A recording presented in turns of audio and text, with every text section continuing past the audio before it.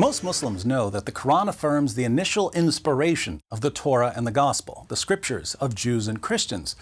They believe this based on passages of the Quran, such as Surah 3, verses 3 to 4. He, Allah, has revealed to you the book with truth, verifying that which is before it, and He revealed the Torah and the Gospel aforetime, a guidance for mankind, and He revealed the criterion. So Allah gave the Torah and the Gospel as a guidance for mankind. But many Muslims are convinced that the Torah and the Gospel were later corrupted, and they assume that the Quran claims that the Torah and the Gospel have been corrupted. This isn't what the Quran says at all. In fact, the Quran declares that 7th century Jews and Christians were still reading the Torah and the Gospel as the Quran was being revealed. In Surah 7, verse 157, Allah says, "Those who follow the messenger, the unlettered prophet, whom they find written down with them in the Torah and the Gospel, it is they who will prosper." How can we find Muhammad mentioned in the Torah and the Gospel if we don't have the Torah and the Gospel? Is the Quran only saying that there are parts about Muhammad that are reliable, even though other parts have been corrupted? How would we know that the parts about Muhammad weren't among the corrupted parts? What's the point of appealing to a book to validate your prophet if you're simultaneously claiming that the book you're appealing to has been corrupted? Contrary to charges of corruption, the Quran asserts that no one can change Allah's words. Surah 6, verses 114 to 115. "Shall I then seek a judge other than Allah? And He it is who has revealed to you the book made plain. And those to whom we have given the book know that it is revealed by your Lord with truth. Therefore you should not be of the disputers. And the word of your Lord has been accomplished truly and justly. There is none who can change His words, and He is the hearing, the knowing." There is none who can change His words. Surah 18, verse 27.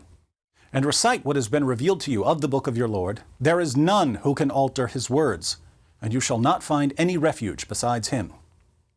There is none who can alter His words.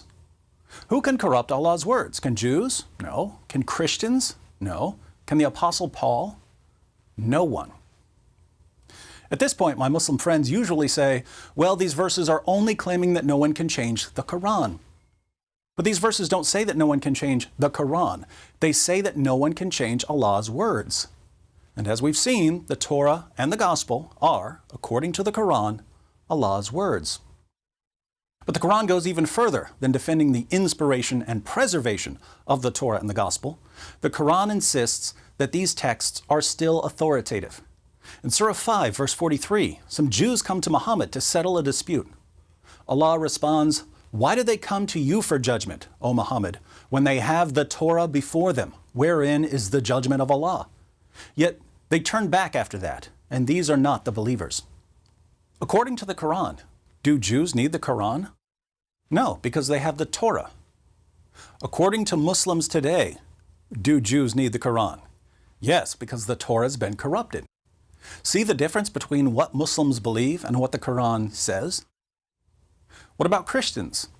Just a few verses after Allah tells Jews that they don't need Muhammad, Allah commands Christians in Surah 5, verse 47, "Let the people of the gospel judge by what Allah hath revealed therein. If any do fail to judge by the light of what Allah hath revealed, they are no better than those who rebel." According to the Quran, should Christians judge by the gospel? Absolutely. We're rebels against Allah if we don't. According to Muslims today, should Christians judge by the gospel? Of course not. The gospel's been corrupted. Again, do you see the difference between what the Quran says and what Muslims believe? If the Torah and the gospel have been corrupted, Jews and Christians have nowhere else to turn.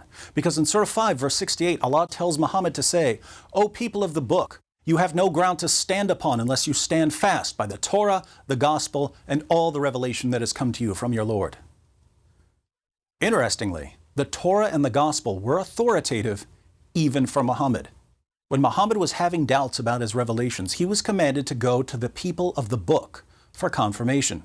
Allah tells Muhammad in Surah 10, verse 94, "But if you are in doubt as to what we have revealed to you, ask those who read the book before you. Certainly the truth has come to you from your Lord. Therefore you should not be of the disputers." So the Torah and the Gospel are authoritative, not only for Jews and Christians, but also for Muhammad himself. Muslims who deny the inspiration, preservation, and authority of the Bible are therefore contradicting the Quran.